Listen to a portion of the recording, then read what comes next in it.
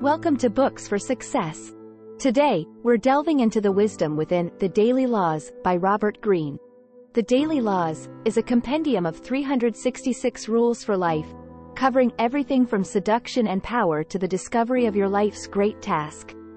It distills the insights author Robert Greene has uncovered in a series of best-selling books spanning 22 years of word. Before we begin, subscribe and ring the bell for notifications if you want to keep receiving the knowledge of book summaries about health, wealth, love, psychology, and much more. Don't be shy about dropping your book suggestions for us to summarize. Also, you can use this video as an audiobook summary. Let's grow and succeed together. What's in it for me? A roadmap to the realities of the modern world. Imagine life as it used to be for our distant ancestors. Here in this wilderness, food is always scarce. Danger is everywhere. The weather can shift in a second. A predator could be crouched in the grass. Everywhere there are threats and obstacles. One bad decision, one moment of inattentiveness, and that's it. Game over. Here, failing to pay attention to reality means, at best, injury, and at worst, death. The brain evolved to keep us alive in this environment.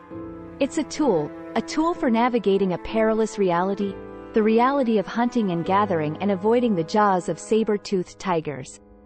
Fast forward to today, there's food on the table. We live in cities, sheltered from the elements. The saber-toothed tigers are long dead, but we've still got the same tool in our skull, a brain that evolved over the course of thousands of years to help us navigate a reality that most of us can only imagine. Today, unlike our ancestors, we can indulge in fantasies and daydreams. We can let our guard down, and our environment probably won't kill us. Today, the main threats we face are interpersonal and psychological, and they're posed by people rather than predators. These dangers are subtler than the dangers of old. It's possible even to ignore them, to pretend that they just don't exist. It's possible, in other words, to detach from reality, to become naive.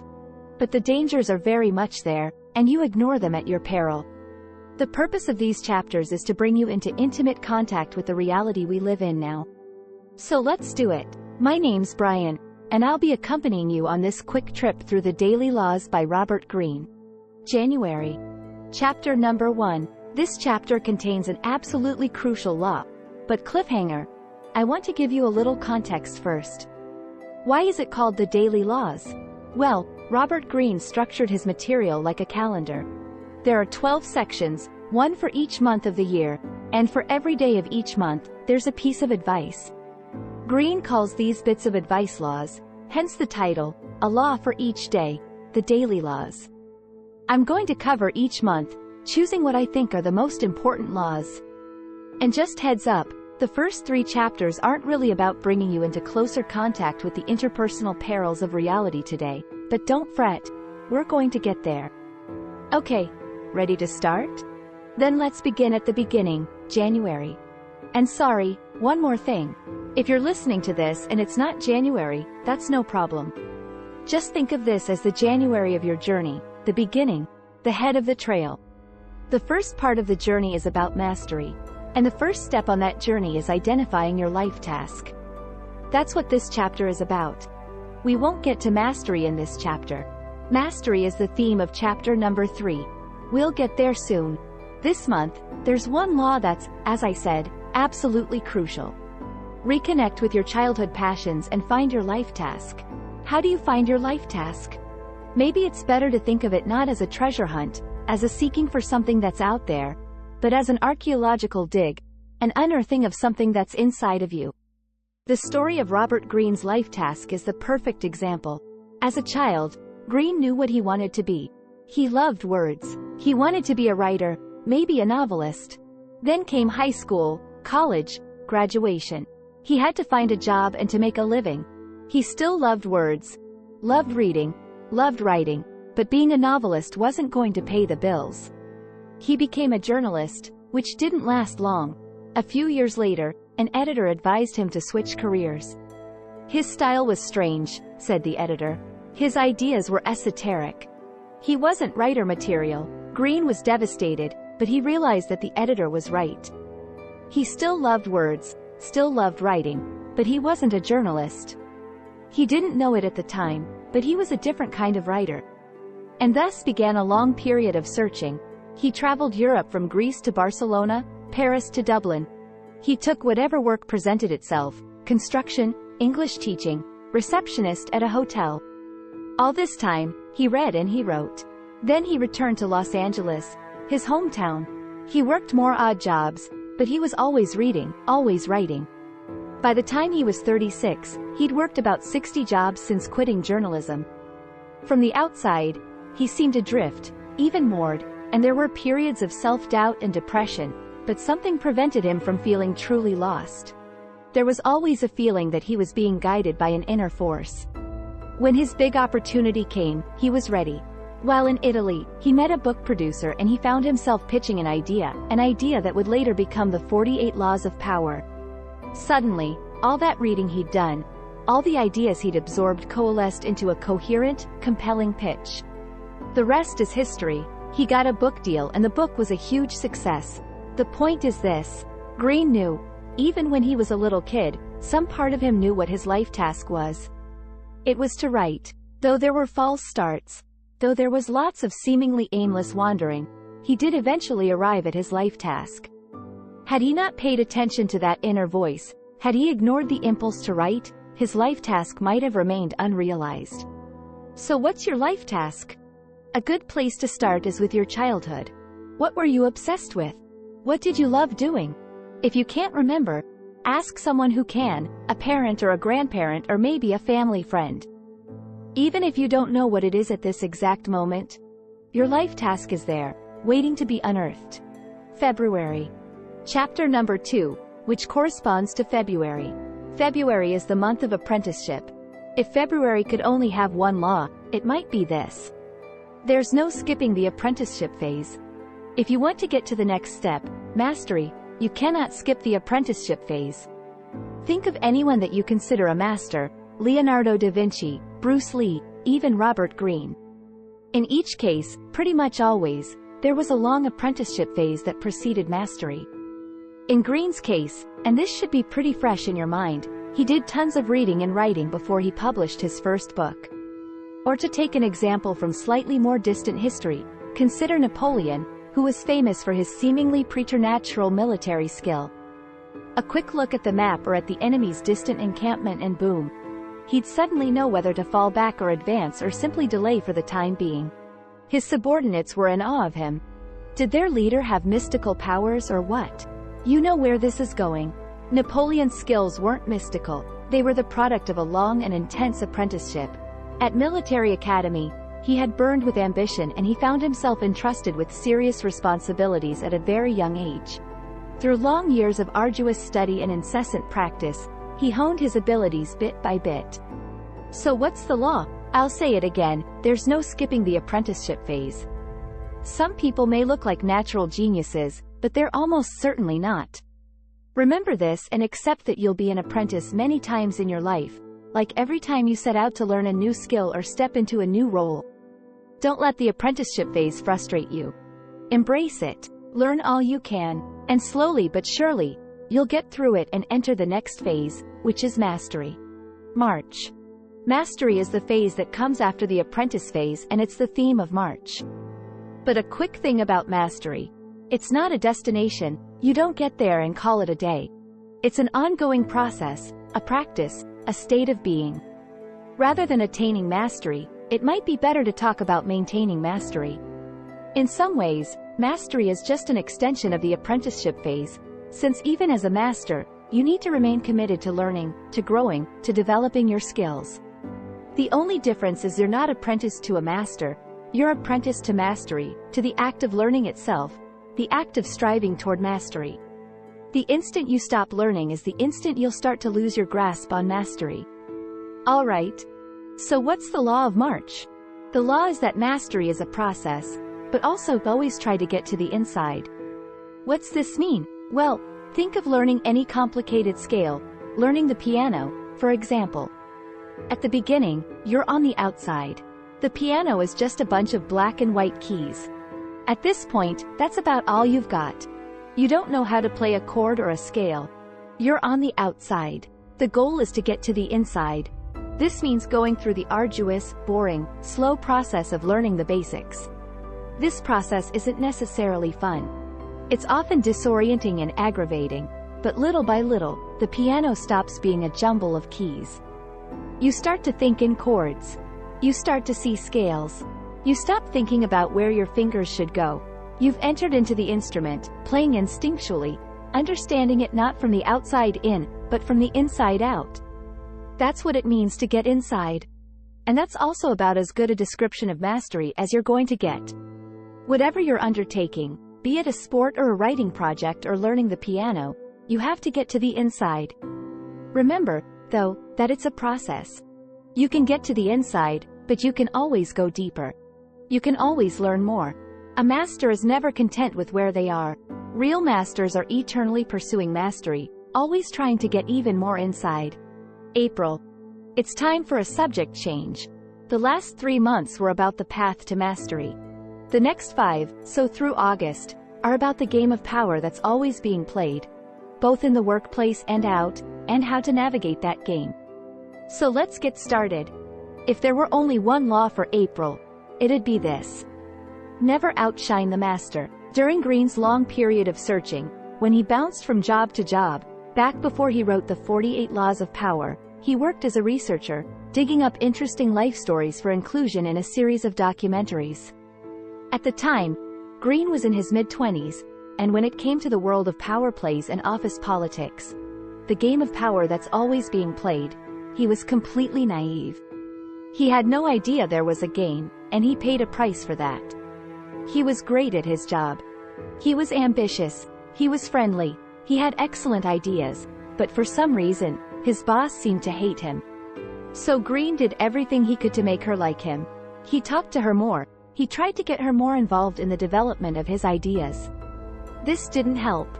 Actually, it seemed to make the problem worse. In the end, baffled and frustrated, he quit. So what had Greene done wrong?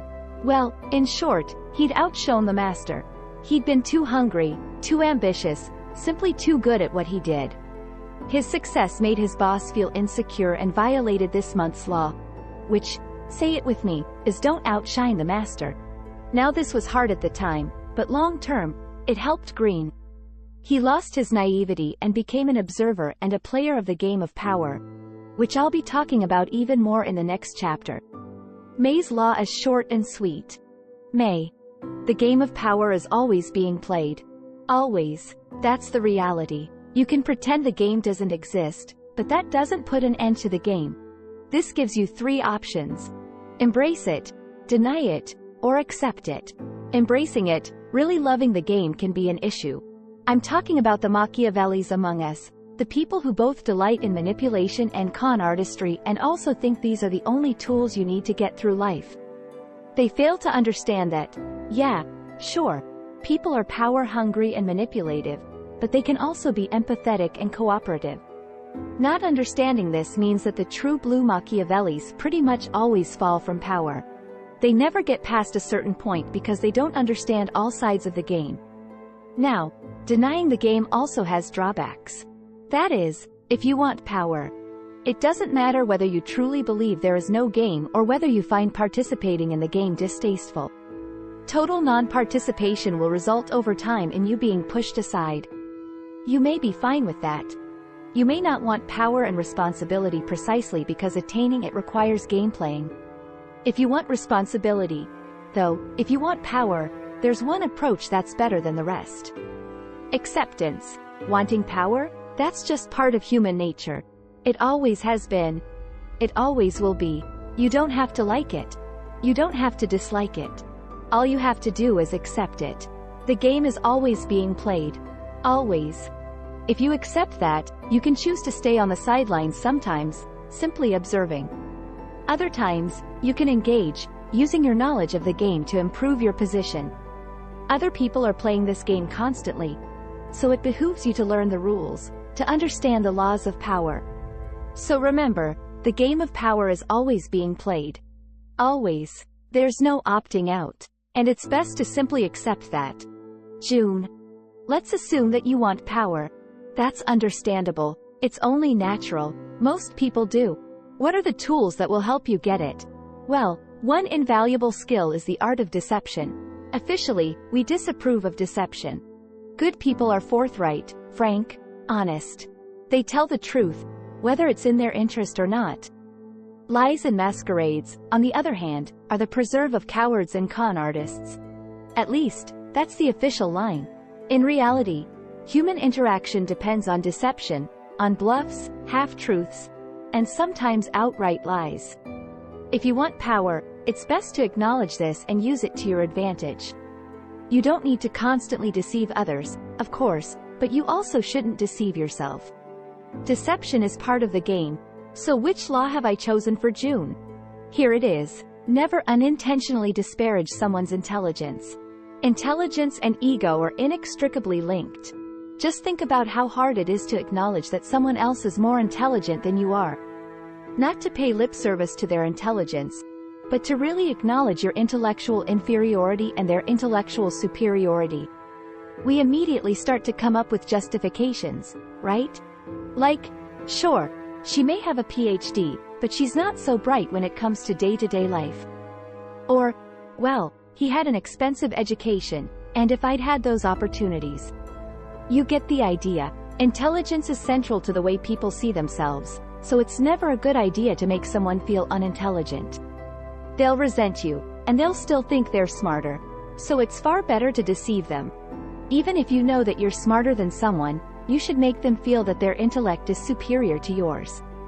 This will soften them up, make them lower their guard, which will create an environment where it'll be easier to get what you're after. Power. July and August. The laws in July and August are similar. July is all about seduction. August is all about persuasion. Both of these skills are central to the game of power. Power comes in many forms, but some are harder to detect than others. We're so used to imagining power as brute force that we forget it's often a subtler phenomenon. The ability to entice people to excite their interest, in other words, the ability to seduce and persuade them, is a form of power that's easily as potent as the power to intimidate or suppress, and it's usually far more effective. Winning someone to your side is better than forcing someone to join it. So what are the most important laws when it comes to seduction and persuasion?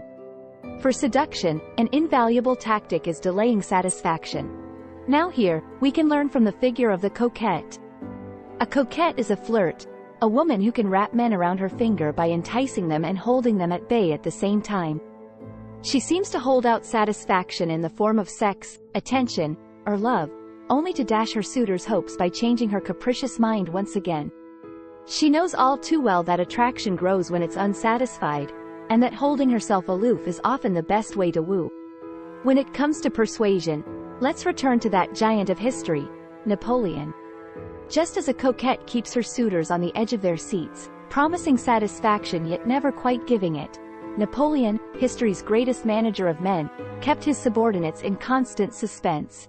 Here's how. He knew precisely how to use reward and punishment to influence behavior. He rarely rebuked people, but that made his rebukes all the more effective. Their rarity gave them extra force. He also rarely gave praise or promotions, and when he did, it was only ever merit-based. Again, the rarity of the praise increased its value tenfold. The effect this approach had was this: his soldiers were in perpetual suspense, always afraid of displeasing, always hoping to impress. And you're probably familiar with the result. Napoleon commanded millions of young men, none of them particularly disciplined or soldierly when they first came into contact with him, and transformed them into an army of exceeding power and effectiveness. So that's August's law. Keep the people you want to control in suspense. And don't forget about delaying satisfaction. The more you make someone wait for something, the more they'll want it. September, October, and November. So again, the laws for September, October, and November are similar, so I've bunched them all into one blank. Life can sometimes feel like a battlefield. We're beset on all sides by struggles and difficulties, by trials and tribulations. Sometimes just getting by can seem to require more strength than we possess. That's why it's important to be able to elevate yourself above the petty struggles of each day, to adopt a higher and wider perspective, a point of vantage from which life's daily battles seem smaller and more manageable. Taking this perspective means thinking strategically, with a view to our long-term goals and our deepest convictions. When we fail to elevate our thoughts in this way, we get stuck in tactical hell. Those are Greene's words, tactical hell, bogged down in trifles and reacting unthinkingly to every stressor life throws in our way. Bickering couples often find themselves in tactical hell. They get so wrapped up in winning each battle and proving themselves right that they forget the long-term damage they're doing to their relationship. Instead of elevating their perspective, they get stuck in the bitter here and now. The only way out is to take a step back and gain some detachment. Ask yourself, do I need to be enmeshed in this battle, or is there another higher perspective I can take? And that's September's law, take an elevated view of life. Now October's law is pretty similar. It encourages us to get in touch with our negative emotions like fear or anger and then to analyze them rather than dwelling on them. In short, to take an elevated view of your feelings. One way to do that is simply to take a step back, which is November's law. When you feel yourself being drawn into an emotional whirlpool, allowing yourself to become embroiled in some sudden upsetting passion, pause for a minute. Wait before responding to that text. Go ahead and write the email, but wait a bit before sending it. Refraining from action gets easier the more you do it. Think of it like a muscle you're strengthening. By avoiding the pull of petty yet draining situations, you save your time for the things that really matter. December. This is the last chapter, and it's about taking the themes of the previous chapter to an even higher level. What are the things that really matter in life? What is it you should spend your precious time doing? If not squabbling, if not battling, what are you to do in the spare moments that life affords you? Well, you could start by appreciating life more by intensifying your sense of awe at the grandeur of the universe and reflecting on your good fortune for existing within it. Far too often we allow our minds to circle the same pedestrian, uninspiring topics day after day, thinking about our bills and our chores and our reputations. But what if you made a conscious effort to dwell on grander things instead? On the limitlessness of time and space, on the eons of evolution that went into creating us, on the awesome power and complexity of the human mind? Robert Greene has a name for this grandeur. He calls it the cosmic sublime, the magnificence of the universe, in other words. How much richer life seems when we attune ourselves to this beauty instead of the fanfare of the media and its cycle of celebrities. A great role model here is the writer Virginia Woolf. When she was 23, she returned for the first time in years to her family's cottage by the sea. In the intervening time, her mother, father, and closest stepsister had died. The empty house and nearby the relentless sound of waves on the shore brought home to Woolf the inescapable passage of time. Listening to the waves, Woolf was overcome by a sense of the infinite, of the antiquity and the perpetuity of the sea. Over the next 3 decades, Woolf would return again and again to the same spot and eventually capture her experience of the cosmic sublime in a novel, To the Lighthouse, a difficult but breathtakingly beautiful book. So that's December's law. Get in touch with the cosmic sublime. These chapters were, for the most part, about the game of power and how best to play that game. But remember, it's crucial to rest, to take a step back, to remember that the game, though it's always being played, is just a human invention. If you get in touch with the cosmic sublime, best case scenario, it results in a breakthrough, a creative work like Woolf's novel. At the very least, it'll leave you refreshed for the next round. Final words. The first 3 laws are about working your way toward mastery. You got to find your life task. You can't skip the apprenticeship phase. And then remember, mastery is a process. Next up, never outshine the master. And remember, the game of power is always being played. There's no opting out. An extremely powerful tool in that game is deception. And remember, you don't have to be deceiving other people all the time, but also don't deceive yourself into thinking that others aren't trying to deceive you. Next up, seduction and persuasion. You can seduce people by delaying satisfaction, and you can persuade them by keeping them in suspense. Moving on, you can avoid tactical hell by taking an elevated view of life and by analyzing your negative emotions. Good way to do that is to simply take a step back now and then. Finally, get in touch with the cosmic sublime. Who knows, it might result in you writing a literary classic. And at the very least, it'll give you a little bit of rest before getting back into the game. Again, Thanks for listening and see you in the next summary. Thanks for being part of our insightful voyage. If our summary piqued your interest, we encourage you to dive into the complete book for a deeper understanding. Don't forget to like this video, subscribe for more content if you're new here, and share it with others who might find it valuable. Keep on reading, discovering, and advancing until our next adventure.